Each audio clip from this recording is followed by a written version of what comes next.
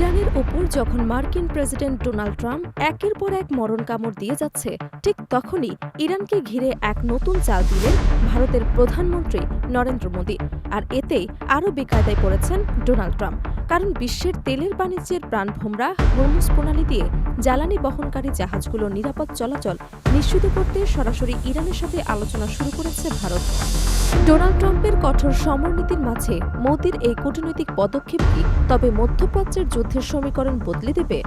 ভারতীয় সংবাদ মাধ্যম দ্য ওয়ারের প্রতিবেদন অনুযায়ী ভারতের পররাষ্ট্রমন্ত্রী এস জয়শঙ্কর এবং ইরানের পররাষ্ট্রমন্ত্রী সৈয়দ আব্বাস আরাকচি গত কয়েকদিনে অন্তত 3 বার কথা বলেছেন। তাদের মূল আলোচনার বিষয় ছিল হরমুজ প্রণালী, যে পথ দিয়ে বিশ্বের মোট তেল বাণিজ্যের প্রায় 1/5 পরিবাহিত হয়।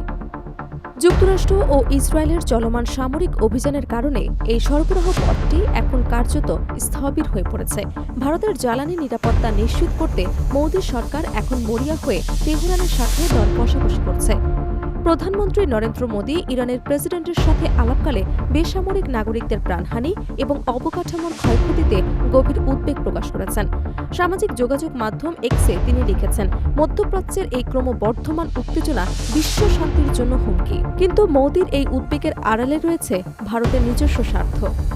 পারস্য উপসাগরে চলমান অস্থিরতায় ইতিমধ্যেই 3 জন ভারতীয় নাবিক নিহত হয়েছেন এবং 1 জন নিখোঁজ হয়েছেন। ভারতের বন্দর এবং জলপথ মন্ত্রণালয়ের বিশেষ সচিব রাজেশ কুমার সিনহা এই মর্মান্তিক তথ্য নিশ্চিত করেছেন। এদিকে ইরানের সর্বোচ্চ নেতা হিসেবে দায়িত্ব নেওয়ার পর প্রথম দেওয়া বক্তব্যে খামেনি হুঙ্কার দিয়েছেন যে যুক্তরাষ্ট্র ও তার মিত্রদের ওপর চাপ সৃষ্টি করতে হরমুজ প্রণালী অবশ্যই বন্ধ রাখা উচিত।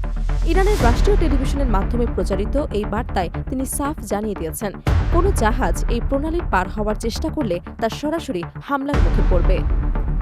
ইরানের রেভলিউশনারি গার্ড বা আইআরজিসি ইতিমধ্যেই তাদের এই অবস্থান কার্যকর করতে রণপ্রস্তুতি শুরু করেছেন।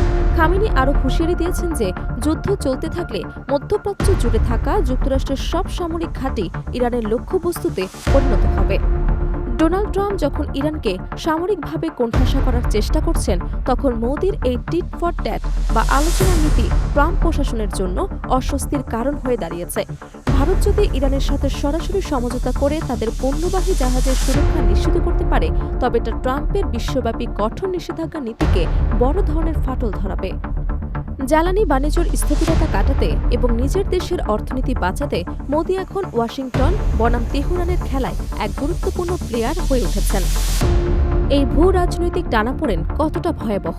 ভারতের পররাষ্ট্রমন্ত্রী ও প্রধানমন্ত্রীর এই ঘন ঘন ফোনালাপ বলে দিচ্ছে যে ভারত আর কেবল দর্শক হয়ে বসে নেই। হরমুজ প্রণালী কি সত্যি পুরোপুরি বন্ধ হয়ে যাবে? ট্রাম্পের যুদ্ধনীতি কি মোদীর কূটনীতির সামনে হার মানবে? তা কেবল সময় বলে দেবে।